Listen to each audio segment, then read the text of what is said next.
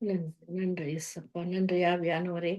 அன்பின் பிதாவே, இரக்கத்தின் தகப்பனே, ஆவியான தேவனே, உமக்கு நன்றி அப்பா. இந்த நேரத்துக்காகவும், இந்த நாளுக்காகவும் உங்களுடைய நன்றி என்று பாருங்க சிஸ்டர் வந்து கர்த்தர் நாமத்தை உயர்த்துங்க. உங்களுடைய முகத்தை பார்க்க ஆசையா இருக்கு. கர்த்தர் சோத்ரம். பேசலோடு சிஸ்டர். நன்றி ஏசப்பா. நன்றி ஆண்டவரே. அன்பின் பிதாவே, இரக்கத்தின் தகப்பனே, இந்த நாளுக்காக இந்த நேரத்துக்காக நன்றி. இந்த வானொலி கூடாக வர்ற ஒவ்வொரு சகோதர சகோதரிகளும் ஆசீர்வதிங்க. கூட இருங்க அப்பா. இந்த ரேடியோவை இரட்டிப்பான நன்மையால் நிரப்பி பலருக்கு ஆசீர்வாதமாக நீங்க எடுத்து பயன்படுத்த போற கிருபைக்காக நன்றி சுவாமி. நன்றி அப்பா. நன்றி. ஆமேன் ஆமேன். உம்மழகான கண்கள் என்னை கண்டதாலே முடிந்ததென்று நினைத்த நான் உயிர் வாழ்கின்றேன். உம்மழகான கண்கள் என்னை கண்டதாலே முடிந்ததென்று நினைத்த நான் உயிர் வாழ்கின்றேன். யாரும் அறியாத என்னை நன்றாய் அறிந்து தேடி வந்த நல்ல நேசரே, யாரும் அறியாத என்னை நன்றாய் அறிந்து தேடி வந்த நல்ல நேசரே, உம்மழகான கண்கள் என்னை கண்டதாலே முடிந்ததென்று நினைத்த நான் உயிர் வாழ்கின்றேன். தூக்கி எறியப்பட்டு என்னை வேண்டுமென்று சொல்லி சேர்த்து கொண்டு நல்ல நேசரே, தூக்கி எறியப்பட்டு என்னை வேண்டுமென்று சொல்லி சேர்த்து கொண்டு நல்ல நேசரே, உம்மழகான கண்கள் என்னை கண்டதாலே முடிந்ததென்று நினைத்த நான் உயிர் வாழ்கின்றேன். ஒன்றும் இல்லாத என்னை காரியத்தினால் உயர்த்தி வைத்த நல்ல நேசரே, ஒன்றும் இல்லாத என்னை காரியத்தினாலே உயர்த்தி வைத்த நல்ல நேசரே, உம்மழகான கண்கள் என்னை கண்டதாலே முடிந்ததென்று நினைத்த நான் உயிர் வாழ்கின்றேன். சிஸ்டர் அழகாக பாடினீர்கள். கர்த்தர் நாமத்துக்கே மகிமை உண்டவதாக. நன்றி சிஸ்டர். நன்றி. God bless you. Thank you, sister.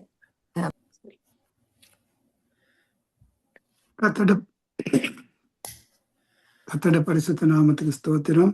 இந்த நேரத்திலும் இந்த சங்கமம் வானொலி கூடாக கர்த்தர் எங்களுக்கு கர்த்தருடைய வார்த்தையை பகிர்ந்து கொடுக்கறதுக்கு தேவன் கொடுத்த இந்த நல்ல காரணத்துக்காக நன்றி சொல்லுகிறேன். தேவ ஆவியார் தாமே இந்த வார்த்தைகளை ஆசீர்வதித்து இது அநேகருக்கு பிரயோஜனம் உள்ளதாக இந்த வானொலி கூடாக கேட்கிற ஒவ்வொருவருடைய இருதயங்களையும் தேவன் ஆற்றி தேற்றி அவருடைய வல்லமையையும் அவருடைய ரகசியங்களை புரிந்து கொள்ளத்தக்கதாகவும் எங்களோட வாழ்க்கை அது மூலமாக கட்டத்தக்கதாகவும் கர்த்தர் எங்களை பலப்படுத்தி வழிநடத்தும்படியாக ஒப்புக் கொடுக்கிறோம். நாங்கள் இன்றைக்கு பார்க்க போகிற காரியம் ராஜரீக ஆசாரிய கூட்டம். ராஜரீக ஆசாரிய கூட்டமாக எங்களை தெரிந்து கொண்டிருக்க தேவனுக்கு எப்படி அதை எங்களுக்கு தேவன் அந்த காரியத்தை எப்படி எங்களுக்கு செய்திருக்கிறார் என்று அந்த வசனத்தின் ஊடாக நாங்கள் பார்க்க போகிறோம். இன்றைக்கும் நாங்கள் வாசிப்போம் யாத்திராகமம் 19வது அதிகாரத்திலே 3வது வசனத்திலிருந்து 6வது வசனத்தை மட்டும். மோசே தேவனிடத்திற்கு ஏறி போனான். கர்த்தர் மலையிலிருந்து அவனை கூப்பிட்டு, நீ யாக்கோபு வம்சத்தாருக்கு சொல்லவும் இஸ்ரவேல் புத்திரருக்கு அறிவிக்கவும் வேண்டியது என்னவென்றால், நான் எகிப்தியருக்கு சொன்னதையும் நான் உங்களை கழுகுகளுடைய செட்டைகளின் மேல் சுமந்து உங்களை என்னண்டையிலே சேர்த்து கொண்டதையும் நீங்கள் கண்டிருக்கிறீர்கள். இப்பொழுது நீங்கள் என் வாக்கை உள்ளபடி கேட்டு என் உடன்படிக்கையை கைக்கொள்வீர்களானால் சகல ஜனங்களிலும் நீங்களே எனக்கு சொந்த சம்பத்தாய் இருப்பீர்கள். பூமியெல்லாம் என்னுடையது. நீங்கள் எனக்கு ஆசாரிய ராஜ்யமும் பரிசுத்த ஜாதியுமாய் இருப்பீர்கள் என்று நீ இஸ்ரவேல் புத்திரரோட சொல்ல வேண்டிய வார்த்தைகள் என்றார். ஆமென். இந்த காரியத்தை நாங்கள் பார்த்தோம் என்றால் தேவனாகிய கர்த்தர் ஆதாமை தெரிந்து கொண்டு ஆதாமுடைய சந்ததியை மூலமாக இந்த உலகத்திலே அற்புதமான காரியங்களை செய்யறதுக்கு தேவன் திட்டமிட்டார். அதாவது ஆதாமு மூலமாக செய்ய நினைத்த காரியம் அது பிழைத்து போன காரணத்தினாலே தேவன் ஆதாமில தொடங்கி நோவா வரைக்கும் நோவாவிலிருந்து 10வது சந்ததியாக வருகிற ஆபிரகாமை தெரிந்து கொண்டு அவர் மூலமாக தேவனுடைய திட்டத்தையும் தேவனுடைய சித்தத்தையும் இந்த பூமியில நிறைவேற்றுறதுக்கு தேவன் தெரிந்து கொண்டு இந்த சம்பவம் நாங்கள் பார்த்தோம் என்று சொன்னால் அவர்கள் 400 வருஷம் எகிப்து தேசத்திலே அடிமையாக இருப்பார்கள். அந்த தேசத்திலிருந்து நீங்க பொன்னோடும் பொருளோடும் வெளியிலே வருவீர்கள், வந்து ஆபிரகாமுக்கு ஆணையிட்டு கொடுத்த கானான் தேசத்திலே நான் உங்களை கொண்டு போயிட்டு சேர்ப்பேன் என்று தேவனாகிய கர்த்தர் ஆபிரகாமோடு பண்ணின உடன்படிக்கை நிமித்தம் இந்த இஸ்ரவேல் ஜனங்களை தெரிந்து கொண்டு இந்த இஸ்ரவேல் ஜனங்களை எகிப்திலிருந்து விடுதலையாக்கி அவர் செங்கடலை பிளந்து இப்ப இது 3வது மாதமாக போகிறது. இந்த 3வது மாதத்திலே தேவன் ரெவிதீமிலே கொண்டு வந்து நிறுத்தியிருக்கிறார் இஸ்ரவேல் வம்சத்தாரை. அந்த வனாந்திரத்திலே அவர்கள் வந்து அந்த இடத்திலே தங்கியிருக்க நேரத்துல இது வந்து சீனாய் மலைக்கு முன்பாக இஸ்ரவேல் ஜனங்கள் பாளையம் இறங்கி இருக்கிற நேரத்திலே தேவனாகிய கர்த்தர் மோசேக்கு கட்டளையிடுகிறார் அவரை சீனாய் மலையின் மேலே ஏறி வர சொல்லி. இந்த சீனாய் மலை என்றால் இதுக்கு முன்பதாக மோசையை அவரை எந்த இடத்துல மோசே ஆதியாகம் இந்த யாத்திராகமம் 3வது அதிகாரத்தில் பார்த்தோம் என்றால் மோசே எத்ரோவுடைய ஆடுகளை மேய்த்து கொண்டு போனத்துல ஓரே பர்வதத்திலிருந்து தேவன் முட்செடியில் எரிகிற முட்செடி நடுவில் நின்று மோசையை அழைக்கிறார். மோசையை அழைத்து அந்த இடத்துல ஒரு அற்புதத்தை காண்பித்து மோசையை அழைத்த தேவன் அதே இடத்துல இப்ப இஸ்ரவேலுக்கு என்ன அவருக்கு கட்டளைகளை கொடுத்தாரோ அந்த கட்டளைகளின்படி இஸ்ரவேலர்களை விடுவித்து கொண்டு வந்து சீனாய் மலை ஓரேப் மலை என்றாலும் சீனாய் மலை என்றாலும் ரெண்டும் ஒன்று தான். இந்த இடத்துல மோசையை கண்ட தேவன், மோசையை அழைத்த தேவன், மோசையை கொடுத்த காரியத்தை நிறைவேற்றி மறுபடியும் மோசே வந்து இந்த சீனாய் மலையின் அடிவாரத்தில் நின்ற போது இஸ்ரேல் மக்களுக்கு தேவன் கொடுத்த காரியங்களை செய்யும்படியாக அவரை அழைக்கிறார். அழைத்து அந்த இடத்துல அவர் தேவனுடைய திட்டத்தை மோசே மூலமாக இஸ்ரேல் ஜனங்களுக்கு காண்பிக்கிறார். இந்த இடத்துல நாங்கள் பார்த்தோம்னு சொன்னால் இஸ்ரேல் முழு ஜனத்தையும் முழுவரையும் ஒவ்வொரு மோசையை மாத்திரமல்ல முழு ஜனத்தையும் முழு இஸ்ரேலர்களையும் அவருக்கு கொடுக்கிற காரியம் வந்து அவருக்கு சொந்த ஜனமாக அவர் தெரிந்து கொண்டார். சொந்த ஜனமாக தெரிந்து கொண்டு அவர்கள் சொந்த சம்பத்தாக, சொந்த ஜனம் மட்டுமல்ல தேவனுக்கு சொந்த சம்பத்தாக இந்த இடத்துல இஸ்ரேல் ஜனங்களை தெரிந்து கொண்டு அவர்களுக்கு முழுமையாக அவரோடு உறவாட, அவரோடு இருக்க, அவரோட வல்லமைகளை பெற்றுக்கொண்டு முன்னேறி செல்றதுக்கு தேவையான காரியங்களை ஆண்டவர் முழுமையாக கொடுக்க போறேன் என்று இஸ்ரவேல் புத்திரரோடு நீ சொல்லு. அவர்கள் எப்படி இருப்பார்கள் என்றால் தேவனுக்கு அவருக்கு சொந்த ஜனமாகவும் சொந்த சம்பத்தாகவும் தேவன் தெரிந்து கொள்கிறார். அந்த இடத்துல சொல்லப்படுறது நீங்கள் எனக்கு ஆசாரிய ராஜரீக பரிசுத்த ஜாதியா இருப்பீர்கள் என்று சொல்லுகிறார். அப்ப இந்த இடத்துல அழைத்த தேவன், உண்மை உள்ள தேவன், எப்படி இஸ்ரவேலர்களை ஆண்டவர் அழைத்தாரோ, எப்படி யாக்கோபை தெரிந்து கொண்டாரோ, எப்படி ஆபிரகாமை தெரிந்து கொண்டாரோ, அதே போல என்னையும் இதை கேட்கிற இந்த வானொலியில கேட்கிற ஒவ்வொருவரையும் தேவன் தெரிந்து கொண்டிருக்கார். இந்த முழு உலகத்தையும் தேவன் அவருடைய சித்தத்தின்படி இந்த முழு உலகத்தில் இருக்கிற முழு மனுக்குலத்தையும் தேவன் அழைக்கிறார். இந்த இடத்துல நாங்கள் பார்த்தோம்னு சொன்னால் இது இஸ்ரவேலர்களுக்கு மாத்திரம் கொடுக்கப்பட்ட ஒரு கட்டளையாக இருக்கிறது.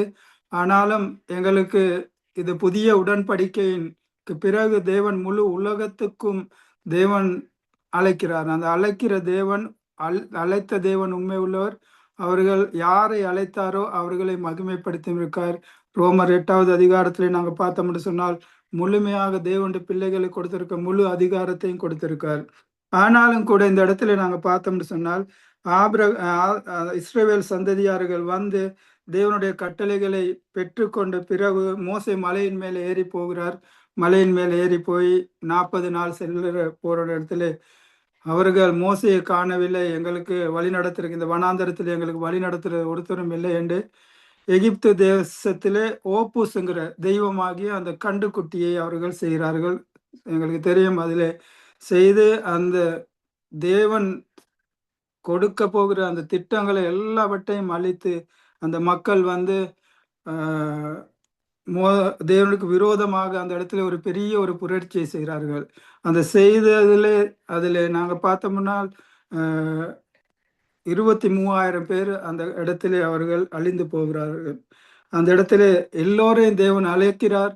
அந்த இஸ்ரவேல் கூட்டத்தில் இருக்க ஒவ்வொரு ஜனங்களையும் அழைத்த தேவன் அந்த இடத்துல தேவனுக்கு பிரியமில்லாத காரியங்களை செய்த போது மோசே மலையிலிருந்து கீழே இறங்கி ஒரு இடத்துல அந்த காரியங்கள் எல்லாவற்றையும் அவர் பார்த்து கோபம் அடைந்து தேவன் கொடுத்த வாக்கு தத்துவங்களையும் அந்த வாக்கு தத்துவத்து கற்பலகளை மோசே முறித்து போடுற நேரத்துல தேவன் சொல்றார், மோசே சொல்றாரு, தேவன் பக்கம் நிற்கிறவங்க யார் என்று சொல்ற நேரத்தை லேவியருட புத்திரர்கள் லேவியருட கோத்திரம் மாத்திரம் மோசேக்கு முன்பாக வந்து தேவனுக்காக அவர்கள் பிரித்தெடுக்கப்பட்டு அவர்கள் தேவனுடைய காரியங்களையும் ஆசரிப்பு கூடாரத்தின் காரியங்களை செய்வதற்காக தேவன் எல்லோரையும் அழைத்தார். ஆனாலும் எல்லோரும் அது கீழ்ப்படியாம இருந்தபடியால் யாரை கீழ்ப்படிந்தாங்களோ அந்த கோத்திரத்தை தேவன் தெரிந்து கொண்டு அந்த கோத்திரத்துக்கு ராஜரீக ஆசாரிய கூட்டத்தை இஸ்ரவேல் ஜனங்கள் மத்தியிலே லேவியர்களை தெரிந்து கொண்டு அந்த லேவியர்களோட வம்சத்தாருக்கு அந்த ஆசரிப்பு தேவனுக்கு ஊழியம் செய்யற அந்த ஊழியத்தை கொடுத்தார். நாங்கள் பார்த்தோம்னா தேவன் இவர்களை தெரிந்து கொண்ட தேவன் அதே போல இந்த உலகமாகிய எகிப்திலிருந்து எங்களையும் உங்களையும் தெரிந்து கொண்டிருக்கார். இந்த கேட்கிற ஒவ்வொருவரும் நாங்கள் தேவனுக்கு பிரித்தெடுக்கப்பட்ட தேவனுடைய காரியங்களை செய்வதற்காக தேவன் தெரிந்து கொள்ளப்பட்ட ராஜரீக ஆசாரிய கூட்டத்தின் மக்களாக இருக்கிறோம். நாங்கள் எங்கள் ஒவ்வொருவருக்கும் தேவன் ஒரு பொறுப்பை கொடுத்திருக்கிறார். நாங்கள் பார்ப்போம் அந்த பொறுப்பை நாங்கள் எவ்வாறு நிறைவேற்ற போகிறோம் என்று. இந்த இடத்துல நாங்கள் பார்த்தோம்னு சொன்னால் இந்த இஸ்ரவேல் ஜனங்களுக்கு தேவன் சொல்லுகிறார். இந்த 5வது அதிகாரத்துல பார்த்தோம்னா என்ன சொல்றாரு, என் உடன்படிக்கையை கை கொள்வீர்களானால் அவர் ஒரு நிபந்தனையுமே கொடுக்கிறார். இந்த வாக்கு தத்துவம் தேவன் கொடுக்கிற வாக்கு தத்துவங்களுக்கு ஒவ்வொன்றுக்கும் முன்பாக ஒரு நிபந்தனை இருக்கும். அந்த நிபந்தனையோடு நாங்கள் இது இஸ்ரவேலர்கள் கொடுத்த நிபந்தனையோடு தான் தேவன் இந்த இஸ்ரவேலின் வம்சத்தாருக்கு தான் தேவன் நியாய பிரமாணத்தை கொடுக்கிறார். அந்த நியாய பிரமாணத்தை கொடுத்த தேவன் நியாய பிரமாணத்தின் கொடுக்கிற ஒவ்வொரு கட்டளைகளுக்கும் ஒவ்வொரு நிபந்தனைகள் இருக்கும். அந்த நிபந்தனையோடு நாங்கள் தேவனுடைய காரியங்களை செய்ய வேண்டும் தான் தேவன் விரும்புகிறார். ஆனாலும் எங்களுக்கு புதிய உடன்படிக்கையின் அடையாளமாக இருக்க அந்த புனித இரத்தத்துக்குள்ளே மறைக்கப்பட்டவர்களுக்கு உடன்படிக்கை நிபந்தனையோடு கொடுக்கவில்லை. அவர் எங்களை விடுதலையோடு ஆண்டவர் அழைக்கிறார். அந்த அழைக்கிற தேவன் வந்து எங்களுக்கு எந்த நிபந்தனையுமே கொடுக்கல. அவர் சொல்றார், நீ இருதயத்தில் விசுவாசித்து தேவன் என்று கர்த்தரே தேவன் என்று நீ அறிக்கையிட்டு உன் இருதயத்தில் விசுவாசித்தால் நீ ரட்சிக்கப்படுவாய்ன்னு தான் ஆண்டவர் சொல்றார். இப்ப புதிய ஏற்பாட்டில் இருக்கிற எங்களுக்கும் பழைய ஏற்பாட்டிலே அதாவது இஸ்ரவேல் வம்சத்தாருக்கும் புதிய உடன்படி கிறிஸ்துவின் வம்சத்தாருக்கும் தேவன் 2 கட்டளைகளை கொடுத்திருக்கார். அந்த 2 உடன்படிக்கைகள் கூடாக தேவன் இன்றைக்கு எங்களையும் உங்களையும் அழைத்து இந்த ஊழியத்தை செய்ய வைத்திருக்கார். நாங்கள் பார்ப்போம் எங்களுக்கு கொடுத்திருக்க கட்டளை எப்படி என்று பார்ப்போம். நாங்கள் 1 பேதுருவின் புத்தகம் 2வது அதிகாரம் 1லிருந்து 9 மட்டும் வாசிப்போம். 1 பேதுரு 2வது அதிகாரம்.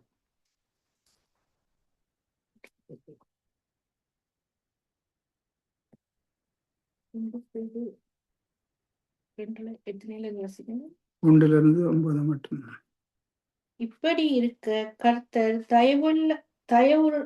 தயவுள்ளவர் என்பதை நீங்கள் ருசி பார்த்ததுண்டானால் சகல துர்க்குணத்தையும் சகலவித கபடத்தையும் வஞ்சகங்களையும் பொறாமைகளையும் சகலவித புறங்கூறுதலையும் ஒழித்துவிட்டு நீங்கள் வளரும்படி புத்தியாய் புதிதாய் பிறந்த குழந்தைகளைப் போல திருவசனமாகிய களங்கமில்லாத ஞான பால் மேல் வாஞ்சையாயிருங்கள்.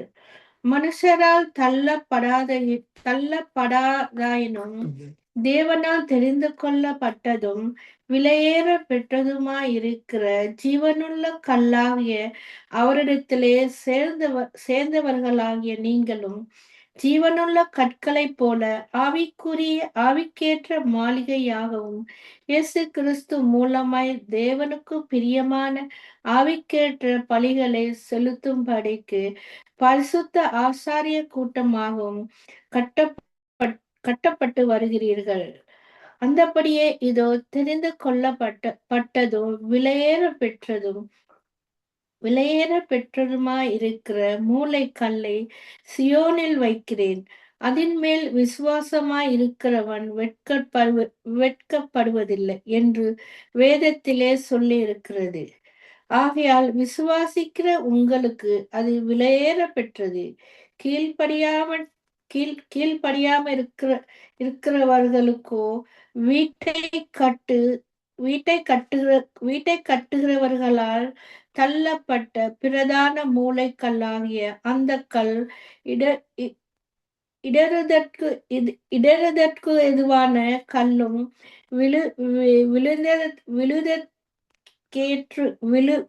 விழுதற்கேற்றுவான கண்மலையுமாயிற்று. அவர்கள் திருவசனத்திற்கு கீழ்ப்படியாதவர்களாயிருந்து இடறுகிறார்கள். அதற்கென்றே நியமிக்கப்பட்டவர்களாயும் இருக்கிறீர்கள்.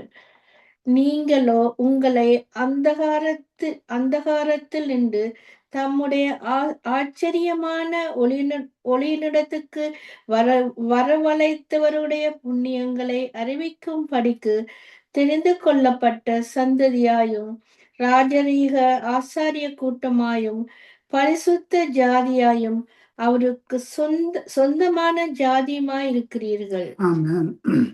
இந்த இடத்துல தேவனுடைய வார்த்தை எங்களுக்கு சொல்லப்படுகிறது. பேதுரு கூடாக ஆண்டவர் பேசுகிறார், ஆவியானவர் பேசுகிறார். இந்த இடத்துல பழைய ஏற்பாட்டில் இருந்த அவர்கள் தேவனுடைய திட்டங்களுக்கு, தேவனுடைய சித்தத்துக்கு, தேவனுடைய காரியங்களுக்கு அவர்கள் ஒப்பு கொடாத இருந்தபடியால் தேவன் எங்களை தெரிந்து கொண்டிருக்கார்.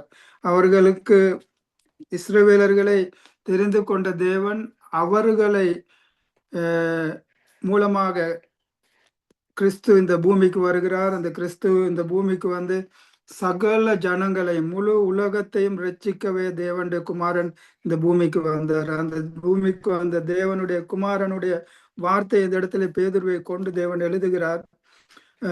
அவர் எப்படி சொல்லுகிறார் என்றால், எங்களுக்குள்ளே இருக்க புதிய உடன்படிக்கைக்குள்ளாக இருக்கிறவர்கள் அவர்கள் புதிதாய் பிறந்த குழந்தைகள் என்று தான் இந்த இடத்துல வாசிக்கிறோம். அதாவது எங்களுக்குள்ளே இருக்க மனிதர்களுக்குள்ளே இருக்கிற எல்லா துர்க்குணங்கள், தீமைகள், பொறாமைகள், கபடங்கள் எல்லாவற்றையும் அழித்து விட்டு புதிதாய் பிறக்க வேண்டும் என்று ஆண்டவர் சொல்றார். இந்த இடத்துல ஆண்டவருக்கு சொல்றாரு, ஒரு மனிதன் மறுபிறப்பின் அடையாளத்தை இந்த இடத்துல வெளிப்படுத்துகிறார்.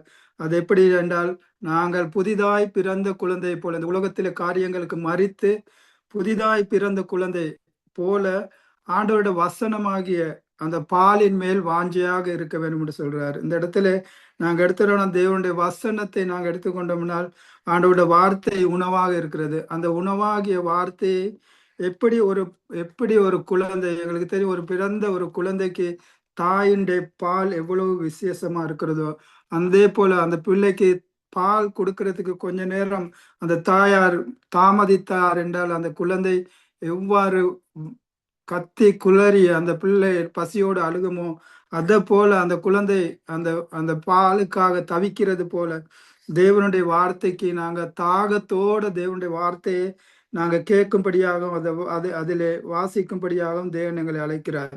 எப்படி ஒரு குழந்தை பால் குடிக்கிறதுக்கு மறக்கிறதோ, மறந்த பிள்ளை வந்து அந்த பிள்ளைக்குள்ளே வளர்ச்சி இருக்காது. அதே போல தேவனுடைய வசனமாகிய கலங்கமில்லாத ஞானப்பாலின் மேல் வாஞ்சையா இருந்த அந்த வாஞ்சையில அந்த வேத வசனத்திலே நாங்க உறுதியாக நின்று அந்த வசனத்தை நாங்க தியானித்து அதுக்குள்ளே நாங்க செல்லும் போது எங்களோட ஆவிக்குரிய வாழ்க்கை வளர்கிறது. வசனம் இல்லாவிட்டால் வசனத்தான் ஒரு மனிதனை பரிசுத்தமாக்கும். ஆண்டோட வார்த்தை சொல்லுகிறது, வாலிபன் எதினால் பரிசுத்தமாவான், தேவனுடைய வார்த்தையினால் அல்லவோ என்று சொல்கிறது. அதே போல இந்த பரிசுத்தமான கலங்கம் இல்லாத ஞான பாலாகிய ஜீவ வசனத்தின் மேலே நாங்க தாகமாக இருந்த அந்த காரியத்தை செய்யும் போது தேவன் எங்களுக்கு என்ன சொல்றாரு, அவர் கொடுத்திருக்கார் ஜீவனுள்ள கற்களாக ஆவிக்கேற்ற மாளிகையாக சபையை ஆண்டவர் அழைத்திருக்க. இன்றைக்கு இருக்கிற இந்த பூமியில இருக்கிற ஒவ்வொரு சபையும் தேவன் அழைத்திருக்காரு ஆவிக்குரிய மாளிகையாக, இயேசு கிறிஸ்துவ கூடாக இசையில் இணைப்பாக கட்டப்பட்ட மாளிகையாக இருக்க வேண்டும் என்று தேவன் விரும்புகிறார். இந்த இடத்துல நாங்க பார்த்தோம்னு சொன்னால் அப்படிப்பட்டவர்களை தேவன் என்ன சொல்றார், 7வது வசனத்தை வாசிங்க. ஆகையால் 6வது வசனம், அந்தபடியே இயேசு தெரிந்து கொள்ளப்பட்டதும் விலையேற பெற்றதுமாயிருக்கிற மூளைக்கல்லாய் சீயோனிலே வைத்திருக்கிறார். அதன் மேலே விசுவாசமாயிருக்கிறவர்கள் வெட்கப்பட்டு போவதில்லை. ஆண்டவர் மேலே, இயேசு கிறிஸ்துவின் மேலே நம்பிக்கை வைத்து அவருக்குள்ளே மறுபிறப்பு அடைந்து தேவனோடு நடக்கிற பிள்ளைகள் ஒருபோதும் வெட்கப்பட்டு போவதில்லை. அவர்களை தேவன் என்ன சொல்றாரு, அவர்களை ராஜரீக ஆசாரிய கூட்டமாக தேவன் எங்களை அழைத்திருக்கார். அந்த வாசிப்பு 8வது வசனத்தை வாசிங்க. நான் வாசிக்கிறேன். அவர் திருவசனத்துக்கு கீழ்ப்படிந்தவர்களாக, அதாவது இந்த இடத்துல நாங்க பார்க்கிறோம், தேவனுடைய வசனத்துக்கு கீழ்ப்படிந்து தேவனோடு நடக்கிற பிள்ளைகளுக்கு தேவன் வெட்கப்பட்டு போக விட மாட்டார். அதே போல அந்த வசனத்துக்கு கீழ்ப்படியாமல் தேவனுடைய வசனத்தை கேட்டும் அதற்கு இன்றைக்கு நாங்க பார்க்கிறோம் எத்தனையோ பேர் தேவனுடைய வசனத்தை கேட்கிறார்கள். தேவன் அழைக்கிறார், அழைத்தவர் உண்மை உள்ளவர், அழைத்தவருடைய அந்த அழைத்த காரியத்துக்கு அவர்கள் இடம் கொடுக்காமல் தேவனுடைய வசனத்தோடு இணைந்து போகாமல் இருக்கிறவர்கள், அவர்கள் என்ன சொல்றாரு ஆண்டவர், அவர்கள் இடறுதலுக்கு ஏற்றவர்களாக இருக்கிறார்கள். தேவனுடைய வசனம், ஆண்டவர் எல்லாத்தையும் அழைக்கிறார். ஆண்டவர் அழைத்தவர் உண்மை உள்ளவர், அழைத்தவர்களை தேவன் தெரிந்து கொண்டு எவர்களை தேவன் முன்குறித்தாரோ அவர்களை அழைத்திருக்கிறார். அழைத்தவர் உண்மை உள்ளவர். அதே போல தேவன் இந்த உலகத்திலே எல்லாத்தையும் அழைக்கிறார். எப்படி இஸ்ரவேலர்கள் அந்த தேவனை விட்டு பிரிந்தார்களோ,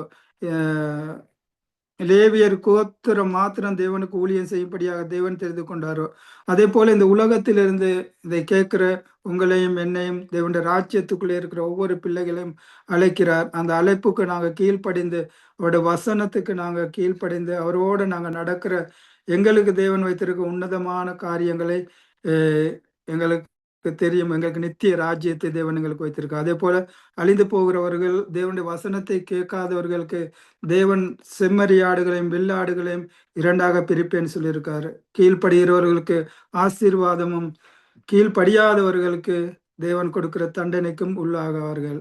நாங்கள் இன்னொரு வசனத்தை வாசிப்போம். எபேசியருக்கு எழுதின நிருபம் 2வது அதிகாரம் 14 22 மட்டும் வாசிப்போம். எப்படி எனில் அவரே நம்முடைய சமாதானக்காரனராகிய இருக்கிறதாரையும் ஒன்றாக்கி பகையாக நின்ற பிரிவினையாகிய நடுச்சுவரை தகர்த்து சட்ட திட்டங்களாகிய நியாய பிரமாணத்தை தம்முடைய மாம்சத்தினாலே ஒழித்து இருக்கிறதையும் தமக்குள்ளாக ஒரே புதிய மனுஷனாக சிருஷ்டித்து இப்படி சமாதானம் பண்ணி பகையை சிலுவையினாலே கொன்று அதனாலே இருத்தாரையும் ஒரே சரீரமாக தேவனுக்கு ஒப்புரவாக்கினார்.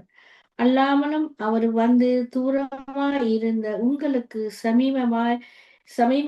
சமீபமாய் இருந்த அவர்களுக்கு சமாதானத்தை சுவிசேஷமாக அறிவித்தார். அந்தபடியே நாம் இருத்தாரும் ஒரே ஆவியினாலே பிதாவினிடத்தில் சேரும் சிலாக்கியத்தை அவர் மூலமாய் பெற்றிருக்கிறோம். ஆகையால் நீங்கள் இனி அந்நியரும் பரதேசிகளுமாயிராமல் பரிசுத்தவான்களோட ஒரே ஒரே ஒரே நகரத்தாரும் தேவனிட வீட்டாருமாய் இருந்து அப்போஸ்தலர் தீர்க்கதரிசிகள் என்பவர்களுடைய அஸ்திவாரத்தின் மேல் கட்டப்பட்டவர்களுமாய் இருக்கிறீர்கள். அதற்கு இயேசு கிறிஸ்து தாமே மூலைக்கல்லாயிருக்கிறார். அவர் மேல் மாளிகை முழுவதும் இசைவாய் இணைக்கப்பட்டு கர்த்தருக்குள் பரிசுத்த ஆலயமாக எழும்புகிறது. அவர் மேல் நீங்களும் ஆவியினாலே தேவனுடைய வாசஸ்தலமாக கட்டப்படுவீர்கள். ஆமென். இந்த இடத்துல நாங்க பார்க்கிறோம், ஆண்டவர் இரு தரத்தார இந்த இடத்துல சொல்லப்படுகிறது. தேவனுடைய வசனம் எப்படி நியாய பிரமாணத்துக்கு கீழ்ப்பட்டிருந்த இஸ்ரவேலர்களையும் தேவனுடைய புதிய உடன்பாட்டின், அதாவது கிருபையின் பிரமாணத்துக்கு கீழ்ப்பட்டிருக்கிறவர்களாக இருக்கிற எங்களையும் தேவன் பகையாக, இஸ்ரவேலருக்கும் புறஜாதியார்களுக்கும் பெரிய ஒரு பகை இருந்தது. அந்த பகையை நடுசெவுரை தகர்த்து தேவனுடைய பிள்ளைகளாக, தேவனுடைய வீட்டார்களாக, நாங்கள் அந்நியர்களாகவும் பரதேசிகளாகவும் இருந்த எங்களையும் தேவன் அவருடைய ராஜ்யத்துக்குள்ளே கொண்டு சேர்க்கிறார். எப்படி இஸ்ரவேலர்களை தெரிந்து கொண்டாரோ அந்த இஸ்ரவேலர்களுக்கும் எங்களுக்கும் நடுவாக இருந்த அந்த பகையை தகர்த்து தேவன் எங்களை இயேசு கிறிஸ்துவின் மூலமாக சுவிசேஷத்தை சமாதானமாக எங்களுக்கு அறிவித்து எங்களை தேவனுடைய புதிய மனிதன் இந்த இடத்துல சொல்லப்படுகிறது. சபைக்கு கொடுத்திருக்கிற இன்னொரு அடையாளம் தான் புதிய மனிதன். அந்த புதிய மனிதனை தேவனுடைய ராஜ்யத்துக்குள்ளே தூரமாக இருந்த அவர்களையும் தூரமாக இருந்த எங்களையும் சமீபமாக இருந்த அவர்களையும் அந்த பகையை வெறுத்து எங்களை தேவனுடைய ராஜ்யத்துக்குள்ளே எங்களை அழைத்து இருக்கிறார். நாங்கள் பார்ப்போம் இந்த காரியம் எப்படி நிறைவேறு பார்ப்போம். வெளிப்படுத்தின விசேஷத்துக்குள்ளே நாங்க போவோம். இது புதிய ஏற்பாட்டிலே சபைக்கு கொடுத்திருக்கிற உன்னதமான திட்டத்தை தான் இந்த இடத்துல கொடுத்திருக்கிறாரு.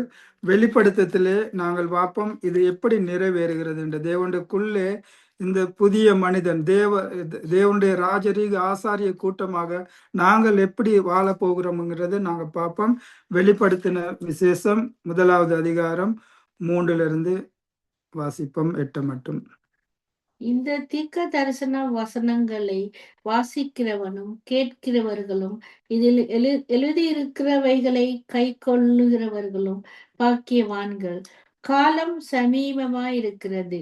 யோவான் ஆசியாவில் உள்ள 7 சபைகளுக்கும் எழுதுகிறதாவது, இருக்கிறவரும் இருந்தவரும் வருகிறவருமானவராலும் அவருடைய சிங்காசனத்திற்கு முன்பாக இருக்கிற 7 ஆவிகளாலும் உண்மையுள்ள சாட்சியும் மரித்தோரிலிருந்து முதற் பிறந்தவரும் பூமியின் ராஜாக்களும் அதிபதியுமாகிய இயேசு கிறிஸ்துவினாலும் உங்களுக்கு கிருபையும் சமாதானமும் உண்டாவதாக. நம்மிடத்திலே அன்பு கூர்ந்து தமது இரத்தத்தினாலே தம்முடைய பாவங்கள் கலர நம்மை கழுவி தம்முடைய பிதாவாகிய தேவனுக்கு முன்பாக நம்மை ராஜாக்களும் ஆசாரியர்களும் ஆக்கின அவருக்கு மகிமையும் வல்லமையும் என்றென்றைக்கும் உண்டாயிருப்பதாக. ஆமேன். இதோ மேகங்களுடனே வருகிறார்.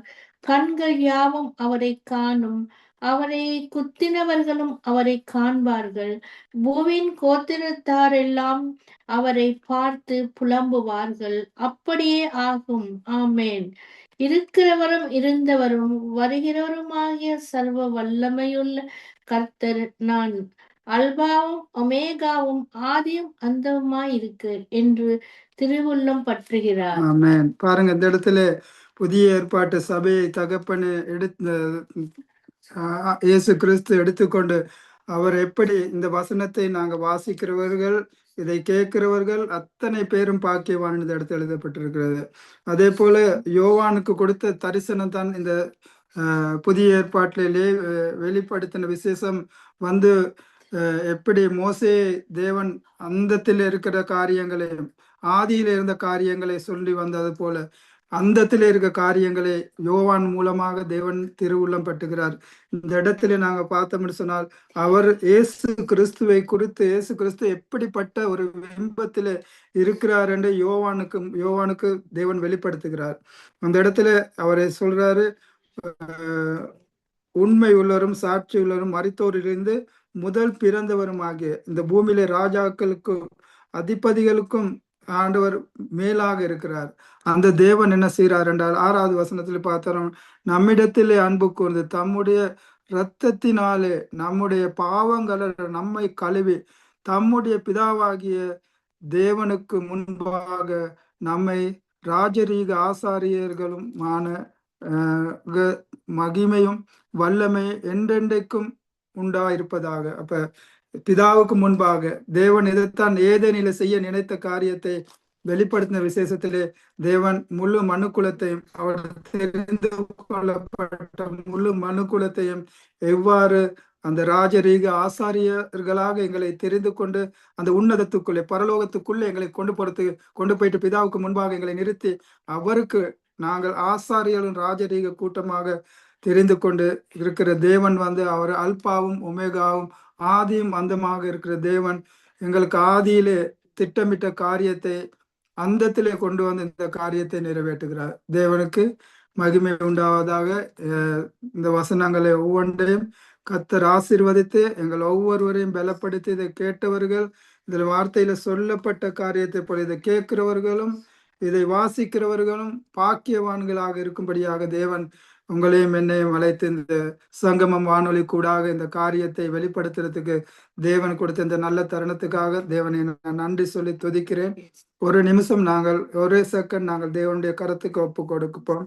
இயேசப்பா, இந்த நேரத்துல பரிசுத்த பிதாவே, உங்க பரிசுத்த குமாரனுடைய ஜீவனுள்ள வார்த்தைக்கு தகப்பனே உங்களை ஒப்பு கொடுக்கிறோம். அப்பா, நீங்க எங்களை வெறுமனே ஒரு மனிதனாக மண்ணுக்கு திரும்புற மனிதர்களாக எங்களை தெரிந்து கொள்ளவில்லை அப்பா. எங்களை நீங்க தெரிந்து கொண்டீங்கப்பா, உங்களோடு கூட ஆளுகை செய்யும்படியாக என்றென்றைக்கு நித்தியமாக உங்களோடு கூட ஆண்டவரே நாங்க இருக்கும்படியாக அந்த ஜீவ விருட்சத்தின் கனியை ஆதாமுக்கு புசிக்க இயலாம போனாலும் எங்களுக்கு அந்த ஜீவ விருட்சமாகிய இயேசு கிறிஸ்துவின் சரீரத்துக்கும் அவருடைய இரத்தத்துக்கும் பங்குள்ளவர்களாக எங்களை மாற்றி உங்க நாமத்துக்கு மகிமைக்கு புகழ்ச்சியாக இந்த பூமியிலே நாங்கள் உங்களுக்கு சாட்சியாக வாழ எங்களை தெரிந்து கொண்டு ஆண்டவரே எங்களை நித்திய ராஜ்யத்துக்கு அழைத்து என்றென்றும் உங்களோட கூட ஆண்டவரே ஆளுகை செய்ய எங்களை அழைத்திருக்கிறீங்க. அப்ப அந்த ஆளுகை செய்ய அழைத்த தேவன் எங்க உண்மை உள்ள உங்க கருத்துக்கு இந்த வசனங்களையும் இந்த வானொலியை நடத்துகிற லெஸ்லி பிரதரையும் மகேந்திரன் பிரதரையும் இதோட இணைந்து ஊழியர் செய்யற ஒவ்வொரு குடும்பங்களையும் உங்க கருத்துக்கு ஒப்பு கொடுக்கிறோம். இயேசுவின் நாமத்திலே நாங்கள் ஆசீர்வதிச்சு ஜெபிக்கிறோம் எங்கள் நல்ல பிதாவே. ஆமேன். ஆமேன், ஆமேன், ஆமேன். அருமையான வார்த்தையின் மூலம் எங்களை ஆசீர்வதிங்க பாஸ்டர். ஆமேன். கர்த்தர் நல்லவர், போதுமானவர். லேவியருடைய கோத்திரத்தை தெரிந்து கொண்ட கர்த்தர் எம்மையும் தெரிந்து கொண்டிருக்கிறார். அவர் இயேசுவின் உடன்படிக்கைப்படி நாங்கள் கை கொள்ளும் பொழுது கர்த்தர் எங்களுக்கு இன்னும் அதிகமாக அவருடைய ரகசியங்களை கற்றுத்தருவார் என்று ஆசீர்வதித்தீர்கள்.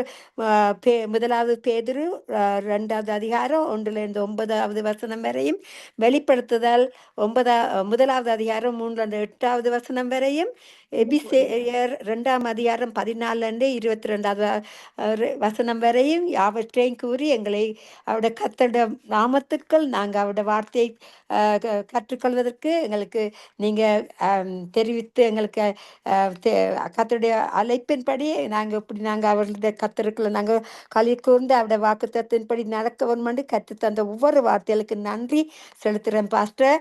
கர்த்தர் உங்களையும் உங்களோட மனைவியையும் மென்மேலுமாக ஆசீர்வதிப்பாராக. அழகான கண்கள் என்னை கண்டது